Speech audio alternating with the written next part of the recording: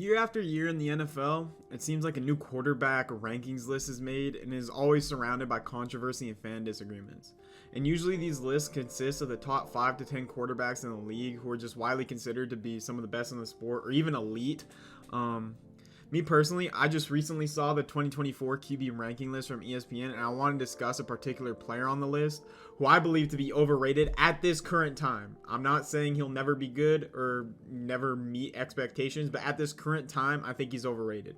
And that player is Justin Herbert of the Los Angeles Chargers. I want to preface this real quick by saying I'm not a professional sports analyst, nor do I claim to be.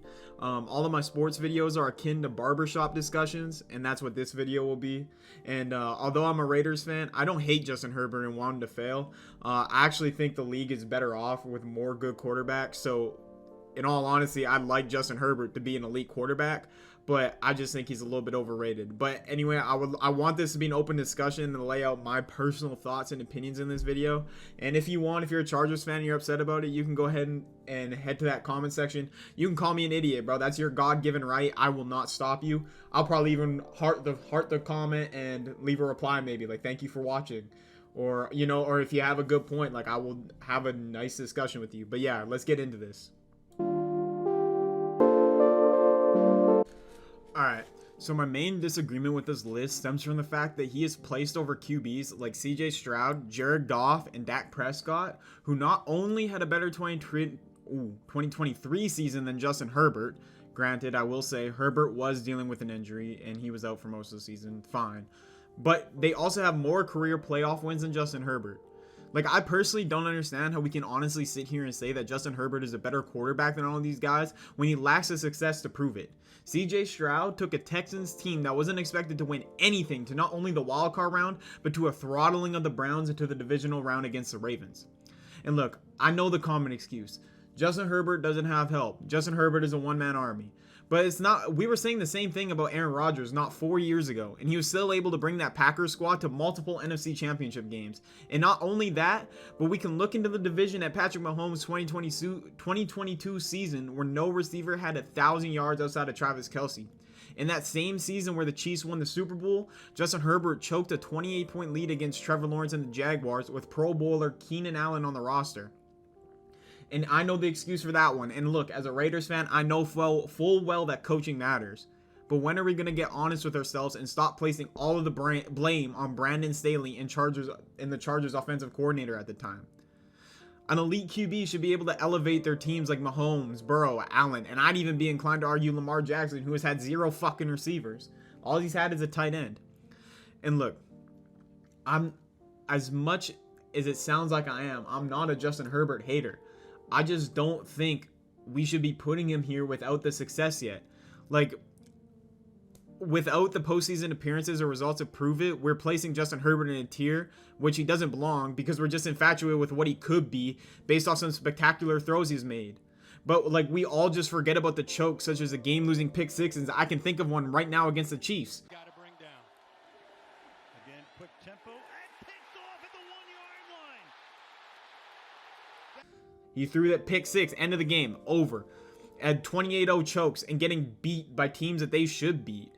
I just think it's a little bit disingenuous to put Herbert in this upper echelon of QBs without the success. And that's just me personally. And I'm not saying Justin Herbert can't be successful. I just think what we're doing here is we're grading him based off potential.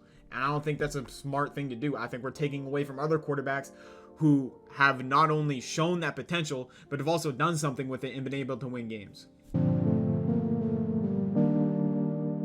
When I see what we're saying about Justin Herbert, I just can't help but think about Derek Carr and how he also has all the potential in the world to be a great quarterback, but he just cannot get there.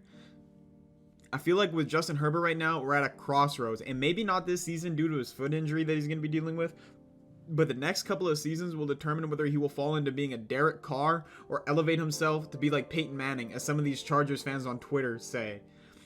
People forget that Derek Carr, like Justin Herbert, found himself atop the NFL Top 100 multiple times, peaking at 11 in 2016. But much like Herbert, Derek Carr could never find postseason success, even though he'd stacked decent seasons together. And I feel like Justin Herbert might fall victim to this category. Their career trajectory has been quite similar up to this point. Miss playoffs the first 2 years, make playoffs, lose, miss playoffs. And I think Justin Herbert, after posting 2 years with Derek Carr type stats, has to elevate himself to the next level, or I feel that he's just going to fall into the category of just being pure potential. I firmly believe that these next couple of years with a great head coach in Jim Harbaugh will define who Justin Herbert is as a quarterback. If they're unable to make the playoffs in the next 2 to 3 years and get a couple wins, stack up a couple nice runs, I think Justin Herbert will be in the same category as Carr. Look, I don't want Justin Herbert to fail, and I think with Jim Harbaugh, he's being set up for success. But now, right now, when he has this great head coach and they're going to rebuild, I know he doesn't have good receivers, Quentin Johnson, whatever. I think Quentin Johnson just needs to get it over his head. Look, I think next year the Chargers could be a great team if they draft and sign properly in free agency. And then Justin Herbert will have no excuse. He'll have to go out there and win and probably win a playoff game with Jim Harbaugh. And if he can't do that, I'm sorry, but he's just a Derek Carr. Alright, for the last couple of sections of this video, I was running off a script. For this part, I'm going to just go completely off the dome, because it's not really a criticism of Justin Herbert, more so than it is of Chargers fans. Justin Herbert never really did anything wrong to deserve this, except just be Justin Herbert and have the stats he's posted. I am really not a fan of the hypocrisy of Chargers fans, like, at all. Because Chargers fans will run around and make all these excuses for Justin Herbert, right? He doesn't have any help. He doesn't have this. He doesn't have that. But then back when Derek Carr didn't have help, but he was posting the same stats Justin Herbert has posted in 2022 and 2023, it was, Derek Carr sucks. He can't win games. He can't do this. He can't do that. Derek Carr's the reason the Raiders suck. Blah, blah, blah. Right. But he also had no help. So where was the excuse? You made that excuse and was like, nah, y'all just suck. Okay, so me sitting here and saying Justin Herbert sucks because of these last 2 years, that should be a valid criticism, right? But then it's, no, he doesn't have any help. Defense sucks. What receivers does he have? This, that, and whatever else, man. It's just stupid, right? It's just the dumbest thing on earth. And I just think it's like disingenuous to sit here and say that. I just think like, if you sit here and you defend and you hated on Derek Carr for not having any help, but posting these like, you know, decent stat lines. You know, they weren't like blockbusters like Justin Herbert's first 2 years. I will say that. Like they weren't these incredible seasons. But you know, like I mentioned, you know, he had a couple seasons where he went on the top 200 or top 100. It's like, if you sit here and you hated on Derek Carr for that, you can't turn around and make these excuses for Justin Herbert. Alright guys, so that's pretty much the end of this video, but I did miss a couple things I wanted to touch on. One of them being Jordan Love. And I think Jordan Love is a prime example of why we need to stop making excuses for Justin Herbert. There was no reason for Jordan Love not to be on this ESPN top 10 list. Like, Jordan Love went to the playoffs and won a game in his first season starting with Christian Watson and Romeo Doubs. And like, yeah, look, I just think Jordan Love, as of right now, deserves to be on this list more than Justin Herbert, because Justin Herbert hasn't won a thing. Granted, and you know what? No, not granted at all, because Jordan Love was a possession away from beating the Niners. Justin Herbert couldn't score a point in the second half. Anyways, sorry, I don't mean to harp on. Like I said, like I want Herbert to succeed, and the more good quarterbacks are in the league, the better the league is. Ideally, you'd want all 32 teams to have an elite quarterback, so every game is like a game that's fun and watchable. But that's just never going to be the case. But yeah, that's pretty much the end of this video.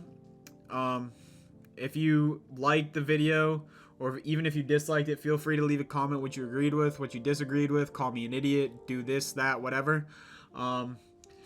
Subscribe if you like videos, and Raiders fans, if Raiders fans are watching this, there's going to be a lot of Raiders content come the season. I'm going to get on a grind and make sure I'm uploading a lot, because it seems like people like when I make Raiders videos, apparently. So, yeah, anyway, thank you all for watching the video. I appreciate y'all. Subscribe. See ya.